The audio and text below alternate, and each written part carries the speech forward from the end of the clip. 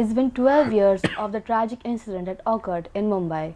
I get you, the unsung hero of 2611, the ACP, the Assistant Commissioner of Police, Mr. Dhanraj Vanzari. Let's have a detailed conversation with him about what happened during that day at the spot where he was present. Namaste, sir. नमस्कार. So the day it happened, the moment it happened, the moment you realized that this incident has happened, तुमच्या मनात नेमकं काय आलं sir तेव्हा? त्यामुळे कसं होतं, आता 12 वर्ष आज त्या घटनेला झालेली आहे आणि त्या स्मृती अजूनही एवढ्या स्पष्ट आहे मनामध्ये की प्रत्येक गोष्ट जणू काही आजच आपल्या डोळ्यासमोर घडते असं वाटतं. त्यावेळी मी कपरेड पोलीस स्टेशनचा प्रमुख होतो आणि त्याच्या आधी माझं पोस्टिंग ATS मुंबईमध्ये होतं. हेमंत करकरे जे आज आपल्यात नाही आहे ते माझ्याबरोबर ATSला होते. आम्ही ATSला एक अतिशय सुंदर टीम म्हणून काम केलं होतं आणि त्यामुळं मला बरंचसं एक इंटेलिजन्स नेटवर्क IBचे इम्प्यूट याच्यामध्ये जास्त इंटरेस्ट होता आणि ते ॲनालाइज करणं, त्याच्याबद्दल चर्चा करणं, त्याच्याबद्दल काही रिझनेबल लॉजिक लावून तर्क करणं हा एक छंद होता. अभ्यासू याच्यामुळं असल्यामुळं मला ते आवडायचं काम आणि मी फार आवडीनं ते काम करत असे. ATSमधून माझं पोस्टिंग जेव्हा कपरेडला झालं तेव्हा मला जाणवलं की कपरेडच्या एरियामध्ये जो काही मोठा समुद्रकिनाऱ्याचा भाग आहे तिथून काहीतरी प्रॉब्लेम होऊ शकतो आणि म्हणून मी ज्या मच्छीमार नगरमधल्या बोटी आहेत ज्या तिथे येतात, आपला धक्का जो तिथला आहे त्या बधवार पार्कच्या तिथे ज्या बोटी येतात त्याच्याबद्दल थोडासा अभ्यास केला तर मला असं आढळलं की त्या बोटीच्या येण्या जाण्यावर कुठलाही निर्बंध नाही आहे आणि ज्या परक्या राज्यातून बोटी येतात आहे त्या प्रॉपरली चेक होत नाही आहे. आणि त्याचवेळी आम्हाला एक असं जाणवलं की वर्ल्ड ट्रेड सेंटर आणि ट्रायडंट हॉटेलच्या मधला जो बधवार पार्कचा पॅच आहे पाण्याचा, जी काही एक बॉडी आहे वॉटर बॉडी, तिथून जर बोट आली तर ती बोट डायरेक्ट मुंबईच्या किनाऱ्याला लागू शकते आणि तिथून कसल्याही प्रकारचा उत्पात होऊ शकतो. आता हे मला कपोलकल्पित काही माहीत नव्हतं की 26/11च ती तारीख असेल, दुर्दैवी तारीख. पण मी या सगळ्या गोष्टीचा आढावा घेऊन आमच्या वरिष्ठांबरोबर चर्चा केली आणि त्यांनी असं सुचवलं की एक पत्र आपण नेव्हल कमांड आणि कोस्टल गार्डच्या ऑथॉरिटीजना लिहून टाकूया. आणि त्या पद्धतीने मी एक पत्र लिहिलं. पण माझं पत्र त्यावेळच्या नेव्हल कमांड आणि कोस्टल गार्ड ऑथॉरिटीजला जे गेलं तर त्यांना ते अनप्रेसिडेंटियल वाटलं. कारण सिनियर इन्स्पेक्टर हा कमांडंटला कसं काय पत्र लिहू शकतो, ॲटलिस्ट कमिशन ऑफिसर पाहिजे, ACP पाहिजे, असं वगैरे त्यांचा तो तर्क होता. आणि त्यांनी त्या पत्राची दखल न घेता उलट हे पत्र तुमच्या रँकनी लिहिलेलं आहे, हा प्रोटोकॉल बरोबर नाही आहे म्हणून एक क्युरी त्यांनी काढली. त्याच्यावरती माझं एक्सप्लेनेशन वगैरे झालं. तो भाग अलहिदा, ते आपण बाजूला ठेवूया. प्रश्न आता याच्यात महत्त्वाचा असा आहे की त्या पत्रामध्ये मी स्पष्टपणे हा निर्देश केला होता आणि हे पत्र साधारण 2 ते 2.5 महिन्यापूर्वी 26 नोव्हेंबरच्या 2 ते 2.5 महिन्यापूर्वी ते पत्र मी लिहिलं होतं. आणि त्या पत्रामध्ये मी हा निर्देश स्पष्टपणे केला होता की जर समजा दहशतवादी हल्ला पाण्याच्या मार्गातून समुद्रमार्गे होणार असेल तर ही जी जागा आहे मुंबईची ही जास्त ससेप्टिबल आहे, कारण इथे वर्ल्ड ट्रेड सेंटर आहे आणि वर्ल्ड ट्रेड सेंटरवरती जर हमला झाला तर ती जागतिक न्यूज होऊ शकते. कारण दहशतवाद्यांना एक त्यांचं प्रमुख उद्देश असतं, तो असा असतो की आपण जे काही करावं त्याची जगभर चर्चा झाली पाहिजे. जसं 26/11 झालं त्याची जगभर चर्चा झाली, म्हणजे भूतोन भविष्य जणू काही ते दहशतवादी हल्ला नसून पाकिस्तानने लादलेलं युद्ध होतं, अशा प्रकारची ती घटना घडली होती. तर त्या पत्राचा पुरेपूर अभ्यास किंवा त्याची जी दखल घ्यायला पाहिजे होती, ज्या पातळीवर घ्यायला पाहिजे होती त्या पातळीवर ती काही घेण्यात आली नाही आणि 26/11चा दुर्दैवी हल्ला झाला. त्याच्यात बरेचसे आमचे पोलीस ऑफिसर शहीद झाले. आज आम्ही बलिदान दिवस 26/11च्या दिवशी जो हे करतो म्हणतो, त्याला संबोधतो बलिदान दिवस म्हणून, त्याची संभावना करतो. तर असा तो जो दिवस आहे तो दुर्दैवी दिवस हा असेल याची कल्पना नसताना पण असं काही होऊ शकतं एवढं स्पष्ट निर्देश देऊन मी ते पत्र लिहिलं होतं. मला आजही 12 वर्षानंतर, मी रिटायर्ड होऊन आता मला 8 वर्ष होतील, मला असं वाटतं की त्या पत्राची जर दखल घेतली गेली असती, नेव्हल कमांड, कोस्टल गार्ड किंवा आमचे वरिष्ठ अधिकारी या सगळ्यांनी जर त्याची एकमुखाने दखल घेऊन त्याच्यावर अंमल केला असता, तर 26/11चा हल्ला हा आपण थांबवू शकलो असतो. आणि तशा प्रकारचे जे नंतर CIA वगैरे करून आम्हाला जे इंटेलिजन्स इम्प्यूट मिळाले, त्या तपासामध्ये ज्या काही गोष्टी समोर आल्या, त्याच्यातूनही हे निष्पन्न झालं की इम्प्यूट हा होता, इंटेलिजन्स आमच्याकडे आलं होतं, पण ते इंटेलिजन्स प्रॉपर मार्गाने चॅनलाइज होऊन ऑपरेशनल लेवलला जसं यायला पाहिजे एखादी गोष्ट प्रिव्हेंट करण्यासाठी, तसं ते आलं नाही. आणि म्हणून 26/11चा हल्ला आम्ही प्रिव्हेंट करू शकलो नाही, त्याला थांबवू शकलो नाही, प्रतिबंध आमच्याकडून झाला नाही. आणि दुर्दैवी घटना घडली आणि आम्हाला ती आमच्या जीवाची किंमत मोजून, पोलीस अधिकाऱ्यांच्या जीवाची किंमत मोजून, अनेक नागरिकांच्या जीवाची किंमत मोजून त्याची आम्हाला ती किंमत मोजावी लागली. त्यानंतर जेव्हा ह्या गोष्टी मीडियामध्ये यायला लागल्या, तिथपर्यंत माझ्या पत्राचा कुठेही उल्लेख नव्हता, पण जेव्हा या गोष्टी मीडियामध्ये यायला लागल्या तेव्हा कुठल्या तरी माध्यमातून, कुठल्या ऑफिसनी ते लीक केलं मला माहिती नाही, कारण त्या पत्राच्या प्रती माझ्या वरिष्ठ कार्यालयात सगळ्या होत्या. कुठून ते लीक झालं माहीत नाही, पण ते पत्र असं एक अधिकारी आहे त्यांनी ते पत्र लिहिलेलं आहे अशी बातमी माझ्या नावाने जेव्हा मीडियामध्ये आली आणि पूर्ण एक दिवसभर TV वर ते चाललेलं होतं, तेव्हा लोकांच्या नजरेत ते माझं नाव आणि माझं ते पत्र या गोष्टी आल्यानंतर त्याच्यावर खरं तर चर्चा सुरू झाली.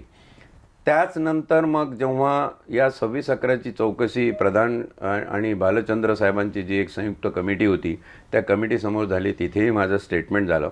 त्या कमिटीसमोर मी हे सांगितलं, त्या कमिटीने पण हे कबूल केलं की तुम्ही लिहिलेलं पत्र हे खरोखरच स्तुत्य आहे आणि ते पत्र अशा प्रकारे जर दखल घेतली असती तर त्याच्यातून बरंच काही उत्पात आपल्याला थांबवता आला असता, प्रतिबंध करता आला असता, पण दुर्दैवाने ते होऊ शकलं नाही. त्या इंटरव्ह्यूमध्ये म्हणजे माझी जी इन्क्वायरी झाली त्यांच्यासमोर, प्रधान साहेबांसमोर आणि भालचंद्र साहेबांसमोर, तेव्हा त्यांनी मला एक प्रश्न विचारला. तो असा होता की 26/11चा हमला होणार याची एक अशी सूचक जाणीव तुम्हाला होती, तर त्या दृष्टीनं तुम्ही बंदोबस्त म्हणून काय केलं होतं? तर त्यावर माझं उत्तर असं होतं की हा हमला समुद्रमार्गे होणार असं मी ज्या पत्रामध्ये म्हटलेलं आहे. तर समुद्रावर माझं ज्युरिडिक्शन नाही आहे, माझं जे ज्युरिडिक्शन आहे पोलीसचं ते जमिनीपासून सुरू होतं. आणि म्हणूनच मी कोस्टल गार्ड आणि नेव्हल कमांड यांना उद्देशून ते पत्र, यांना ॲड्रेस करून ते पत्र लिहिलं होतं. माझी अपेक्षा अशी होती की the trouble I pronouns is from within the water and not from the land. तर त्यांना ते पटलं, त्यांनी तशा प्रकारची नोट त्याच्यामध्ये करून घेतली. त्यावेळी मला आठवतं प्रधान साहेबांच्या तोंडून हे वाक्य निघालं होतं की one of the best interview आणि बेस्ट स्टेटमेंट. माझं त्या रिपोर्टमध्ये ते स्टेटमेंट पण इन्क्लूड आहे, ज्यावरून मग सरकारला तो अहवाल सादर करण्यात आला. आणि तो अहवाल दिल्यानंतर त्याचं मग काय पुढे काय झालं आपल्या सगळ्यांना माहीत आहे. मीडियामध्ये हा विषय चघळला जातो. आजही 26/11 दिवस आला की बलिदान दिवस म्हणून साजरा केला जातो. मला कधीकधी आता हा अभ्यास करत असताना कधीकधी असं वाटतं की 26/11 ही तारीख दहशतवाद्यांनी मुंबईवर हल्ला करण्यासाठी का निवडली, दुसरी कुठली तारीख का निवडली नाही? तर एक असं माझ्या मनात एक कपोलकल्पित म्हणा किंवा एक सूचक विचार असा येतो की 26/11 हा आमचा संविधान गौरव दिवस आहे. 26 नोव्हेंबर 1949 रोजी खऱ्या अर्थाने संविधान पूर्णपणे लिहून डॉक्टर बाबासाहेब आंबेडकरांनी ते सुपूर्द केलं कमिटीच्या. आणि नंतर 26 जानेवारी 1950ला ते अंमलात आलं, पूर्ण भारतभर लागू झालं. तर 26 नोव्हेंबर ही तारीख संविधान गौरव दिवस म्हणून आहे. आता भ्रम निर्माण करण्यासाठी कसं होतं की 26/11 म्हणजे आपल्यासमोर संविधान गौरव दिवस येतो, पण त्याआधी येतो 26/11चा दहशतवादी हल्ला. म्हणजे हा समाजामध्ये मानसिकदृष्ट्या एक अपभ्रंश निर्माण करण्याचं एक षडयंत्र आंतरराष्ट्रीय स्तरावर होऊ शकतं. जसं बाबरी पाडण्याचं, बाबरी विध्वंसाचं तारीख जशी 6 डिसेंबर आहे, तो आंबेडकरांचा महापरिनिर्वाण दिन आहे. तर या तारखासुद्धा कधीकधी काही बोलून जातात, या मुक्या तारखा आहेत. पण आपण जर त्या तारखांशी तर्कविवेकाने संवाद साधला तर मला वाटतं त्याच्यातूनही काहीतरी निर्माण होऊ शकतं. राहता राहिलं 26/11 झालं, 12 वर्ष झाली. त्यावेळी ए फोर्स नावाचा फोर्स विशेष करून काढला की अशा प्रकारचा दहशतवादी हल्ला झाला तर आपली काय तयारी असली पाहिजे. आणि मग मोठमोठे शस्त्र पण खरेदी झाली मुंबई पोलीसमध्ये आणि बरेचसे चेंजेस झाले, बरेचसे सिस्टीम, त्यांच्या मेथोडॉलॉजी, वर्क पॅटर्न्स याच्यामध्ये चेंजेस आले. पण हे जे सगळं होत होतं ते एक प्रिव्हेंटिव्ह मेजर्स म्हणून ठीक असेल. पोलीस यांना तुम्ही काय केलं असे जेव्हा प्रश्न शासन विचारतं पोलीस प्रशासनाला, तेव्हा पोलीस प्रशासनाला त्याची उत्तरं देण्यासाठी हे सगळं ठीक आहे.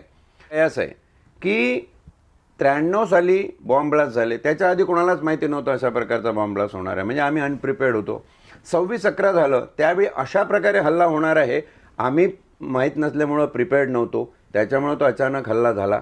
आता 26/11चा हल्ला आणि 93चे बॉम्बस्फोट हे जे दहशतवादी घटना जर आपण मनात आणल्या तर आपल्या एक लक्षात येतं की काळ परत्वे दहशतवाद्यांच्या मेथोडॉलॉजी हल्ला करण्याच्या बदलत असतात आणि त्याच्यावर कोणाचा कंट्रोल नसतो. म्हणजे आज 26/11 सारखा हल्ला होणार नाही म्हणून आम्ही कितीही प्रतिबंध केला तरी जसे गुन्हेगार पोलिसांच्या 2 पावलं पुढे असतात तशा पद्धतीनं हे दहशतवादी जागतिक स्तरावर जे पुढचा हल्ला करतील तो केव्हा होईल माहिती नाही, पण समजा जर त्यांनी केला तर तो हाच असेल, अशाच पद्धतीचा असेल असं कधीही होत नाही. आणि म्हणून कितीही उपाययोजना केल्या, पोलिसांनी कितीही प्रतिबंधात्मक उपाययोजना केल्या तरीही त्या अशा हल्ल्याच्या दृष्टीनं अपुऱ्या आहेत असं माझं स्पष्ट मत आहे.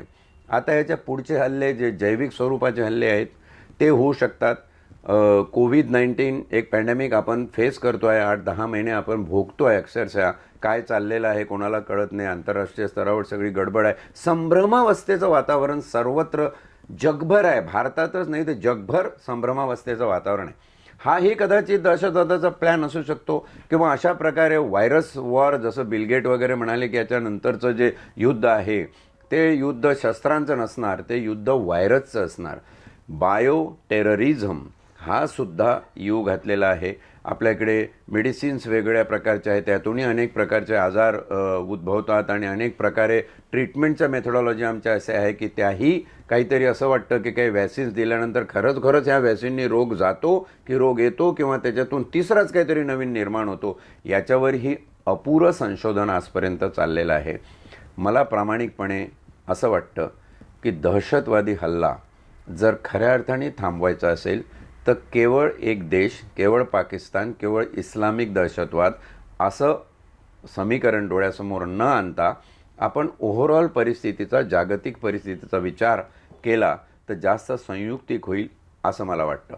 त्याचं प्रमुख कारण असं आहे की आजपर्यंत जे बिंबवलं गेलं समाजावर ते इतकंच बिंबवलं गेलं की दहशतवाद हा धर्मातून निर्माण होतो. हे धर्मांधतेचं युद्ध आहे, हिंदू वर्सेस मुस्लिम अशा प्रकारचं युद्ध आहे. उद्या तुम्ही म्हणाल ख्रिश्चन वर्सेस मुस्लिम अशा प्रकारचं युद्ध आहे. उद्या काही परिस्थिती बदलली तुम्ही म्हणा बुद्धिस्ट वर्सेस हिंदू असं युद्ध आहे. तर याचं खरं स्वरूप धर्माच्या पलीकडे गेल्याशिवाय तुम्हाला समजत नाही. धर्मामध्ये किंवा धर्मांधतेमध्ये दहशतवादाची बीजं नाहीत. दहशतवादाची बीजं ही जागतिक अर्थकारणामध्ये आहे. दहशतवाद हा बिझनेस आहे. हे म्हटलं तर थोडंसं वेगळं वाटेल पण वावगं अजिबात नाही आहे. Because terrorism has a business plan and vis-a-vis if you say business might have a terrorist plan. छोटंसं उदाहरण सांगतो की जेव्हा 26/11चा हमला झाला आम्ही करोडो रुपयाच्या ज्या सामुग्री इलेक्ट्रॉनिक डिव्हाइसेस खरेदी केले त्याच्यामध्ये CCTV कॅमेऱ्यांपासून असेल बाकीच्या सगळ्या गोष्टी असतील, या गोष्टी आम्ही ज्यांच्याकडनं खरेदी केल्या ते मॅन्युफॅक्चरर कोण आहे? They are across the border, ते भारताच्या बाहेरचे आहे. म्हणजे असा एक संशय मनात डोकावतो की ज्याच्याकडे क्रोसिनची गोळी बनवून ठेवलेली आहे आणि त्याला ती विकायची आहे पण जोपर्यंत तुम्हाला डोकेदुखी नसणार तोपर्यंत त्याची क्रोसिन तुम्ही घेणार नाही. म्हणजे दहशतवादी हल्ला तुमच्यावर करायचा आणि त्याच्या मागून त्यांची युद्धसामुग्री, त्यांचे जे इलेक्ट्रॉनिक हायटेक डिव्हाइसेस आहे ते तुम्हाला विकायचे, असा सर्वंकष विचार याचा झाला पाहिजे. मला एक आशा आहे, ती अशी आहे की जी तरुण पिढी आहे आजची, आज 2008 26 नोव्हेंबरला 12 वर्ष झालेली आहे. म्हणजे त्यावेळी जो मुलगा जन्माला आला असेल तो आता टीनेजमध्ये आहे, किंवा त्यावेळेचा जो टीनेजर आहे तो आता 25-26 वर्षाचा झाला आहे. तो या घटनेचा विचार कसा करतो? तो जेव्हा बघतो की 26/11 सारखा दहशतवादी हल्ला पुन्हा होऊ शकतो का, तर येस, त्याला समजतं होय असा हल्ला होऊ शकतो, परंतु अशा हल्ल्याचं स्वरूप 26/11च्याच हल्ल्यासारखं असेल असं त्याला वाटत नाही.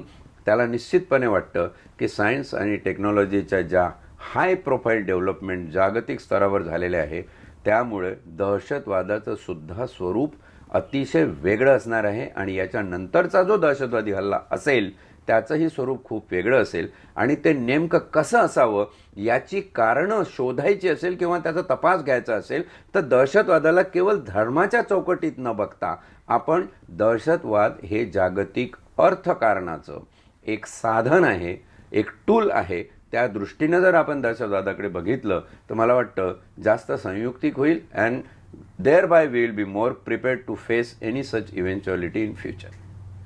सर, आपण किती सक्षम आहोत? त्याला 12 वर्ष उलटली आहे. एक लाठी अगेन्स्ट AK-47 असं हे स्टेटमेंट झालेलं तेव्हा, की का आपले जे पोलिसमॅन होते ते सगळे लाठी घेऊन अगेन्स्ट AK-47 होते तेव्हा. आज 12 वर्षानंतर आपण किती सक्षम आहोत? असं जर अतिरेकी हल्ला झालाच किंवा असं होऊ नये पण झालाच तर किती सक्षम आहोत आपण हे फेस करायला? नाही, निश्चितपणे त्यावेळी आपल्याकडे लाठीच होती, आणि त्यावेळीसुद्धा आपल्याकडे शस्त्र होती, शस्त्र नव्हते अशी नाही. पण हे अचानक एवढं घडलं की याची पूर्वसूचनाच कोणाला काही माहिती नाही. आणि म्हणून ते माझं जे पत्र आहे ना त्याचा विचार व्हायला पाहिजे होता असं मला सातत्याने वाटतं. पूर्वसूचना नसल्यामुळं आम्ही पुरेसे तयार नव्हतो. आतासुद्धा दहशतवादी हल्ला कधी होईल हे सांगता येत नाही, आम्हाला पूर्वसूचना नसते अशा हल्ल्याची.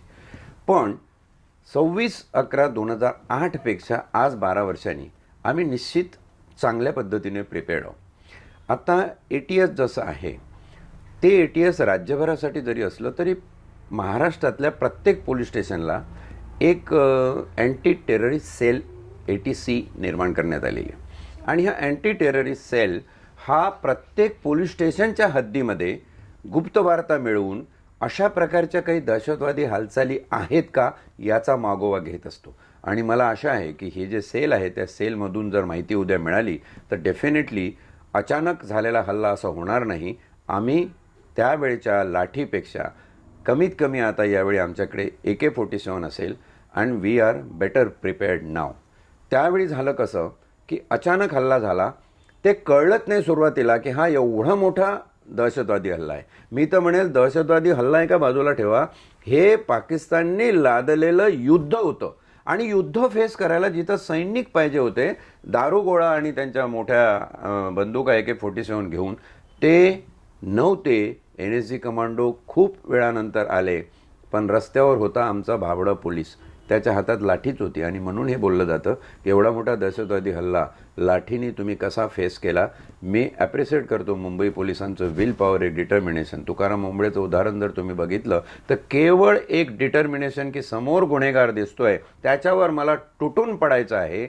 आपल्या पोटामध्ये 16-17 गोळ्या घेतल्या तरी चालेल, पण त्या कसाबच्या बंदुकीने बाकी सहकारी किंवा पब्लिकला इजा होता कामा नये. हा जो एक मुंबई पोलिसांचा जगावेगळा आदर्श आहे, मुंबई पोलिसांची ती ताकद आहे.